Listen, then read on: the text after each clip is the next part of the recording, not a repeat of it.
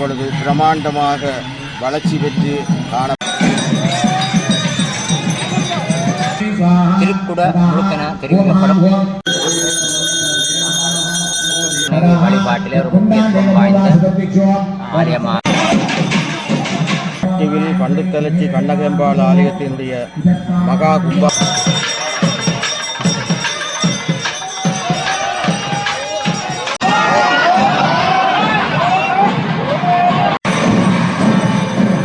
தாய்த்தமிழருக்கு வணக்கம். இன்றைக்கு என்ன ஆளுன்னு பார்த்தீங்கன்னா வரலாற்று சிறப்புமிக்க மட்டுவில் பண்டுத்தலச்சி அம்மன் ஆலயத்தின் பிரம்மாண்ட கும்பாசம் தான் இன்றைக்கு நிகழ்ந்து கொண்டு இருக்குது. அதுதான் காலனியாக பதிவேற்ற போகிறேன். காலனியை பாருங்க. அம்மன் திரைக்கோளம் நின்று கொண்டு காலனியை பதிவேற்று மட்டுவில் பண்டுத்தலச்சி அம்மனுடைய பிரம்மாண்ட கும்பாசமானது நடக்குது. அதுதான் காலனியாக பதிவேற்ற போகிறேன். யாரும் சேனலுக்கு புதுசாக மறக்காமல் சப்ஸ்கிரைப் பண்ணுங்க. நீங்கள் சப்ஸ்கிரைப் பண்ணால் தான் நாங்கள் போகிறோம் காலனியாக எங்களுக்கு வந்து கொண்டிருக்கோம்.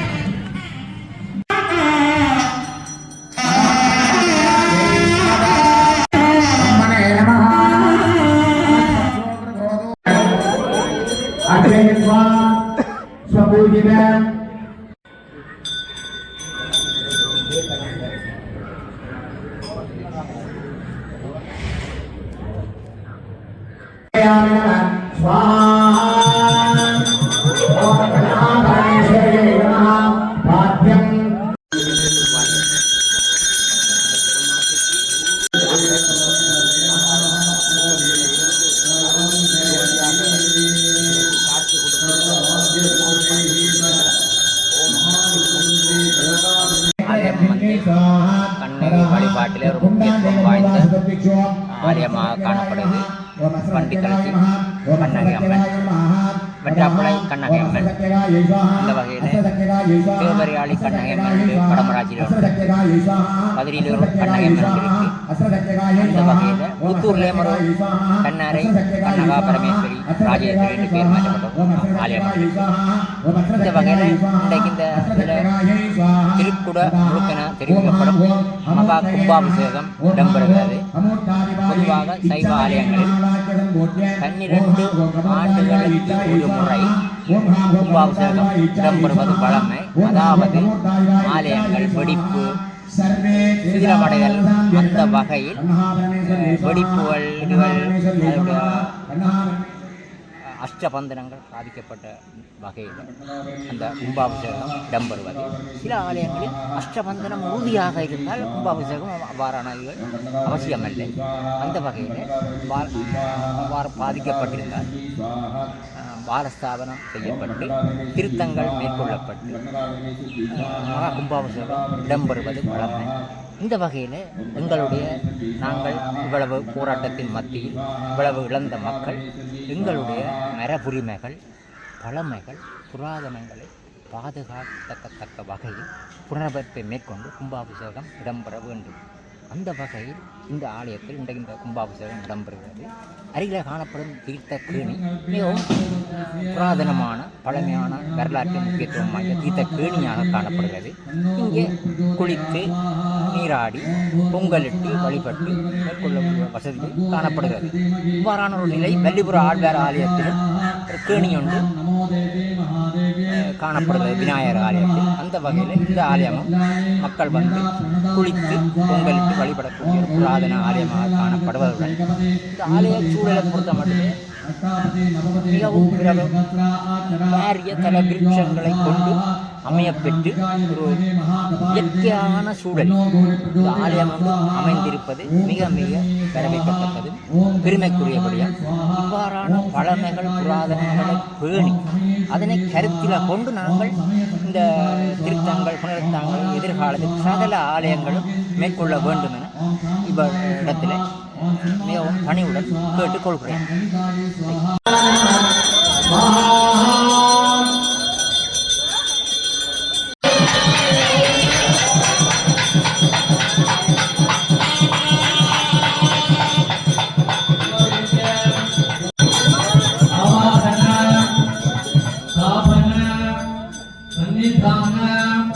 सन्निरोधन दिग्बंधन अवगुंधन धेनु पद्म मकर सृगाग्यमुद्राः யோனி முத்ரையா செய்தாய் நித்ய கல்யாணி பாவானி பத்மேஸ்வரி துன்பபுடத்திலிட்டு பூஜவனாக்கி வைத்தாய் குழந்தவும் மாயை நீக்கி பிறந்த பயனை தந்தாய் துன்பபுடத்திலிட்டு பூஜவனாக்கி வைத்தாய் குழந்தவும் மாயை நீக்கி பிறந்த பயனை தவணநயன ஜம்பா மானசம்பா அபராதம் விகிதம் அவிகிதம் வா சர்வமேதத் சமஸ்வ ஜய ஜய கருணாப்தே ஸ்ரீ கன்னகா பரமேஸ்வரி அம்பிகே ஹரி ஓம் அஸ்யாஹ தேவதேவ்யாஹ அகிலாண்ட கோடி பிரம்மாண்ட நாயகி லலிதா மகாதுபசுந்தரி சபரிவாரக சகித ஸ்ரீ கன்னகா பரமேஸ்வரி அம்பிகாயாஹ தீர்ணோத்தாரண பஞ்சகுண்டவட்ச மகாயாஹ महाकुंभाभिषेक मंगलपूर्वम जप होम प्रदर्शन नमस्काराणि भक्तिश्रद्धानव चरणारविन्दयोः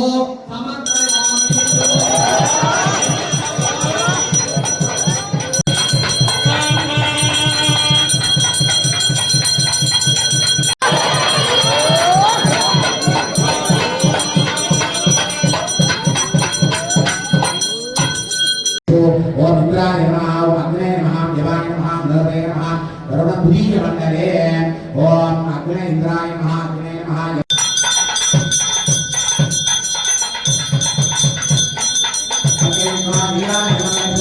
பிரகார கோவிலான அபிஷேகம் நடைபெற்று அதன் பின்னராக விநாயகர் அம்பிகை முருகன் கும்பங்கள் 2ஆம் வீதி புரட்சணமாக வந்து மகா கும்பாபிஷேகம் நடைபெற இருக்கின்றது. எனவே அடியார்கள் அதற்கேற்ப ஒத்துழைத்து இடைஞ்சல் இல்லாமல் இடத்தை தனி செய்து அதற்கேற்ப நின்று உதவுமாறு அன்போடு கேட்டுக்கொள்கிறோம்.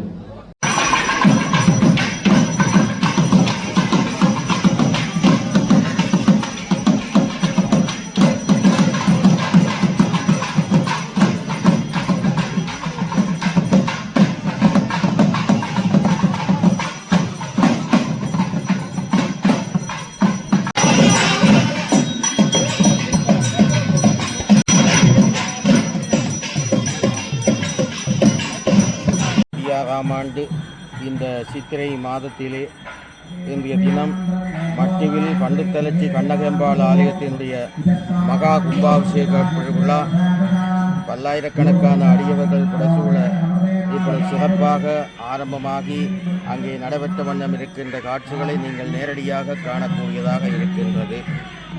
பன்றி தலச்சி என்றாலே அங்கே கண்ணகை அம்மன் என்று தென்மராட்சி மக்கள் மட்டுமல்ல, வடமராட்சி, வலிகாமம், பன்னி எங்கும் வாழ்கின்ற தமிழ் மக்கள் எல்லோருக்கும் பன்றித்தலச்சி அம்மனுடைய புதுமைகளையும் சித்துக்களையும் அவருடைய அளப்பெரிய கருணையையும் தெரியும்.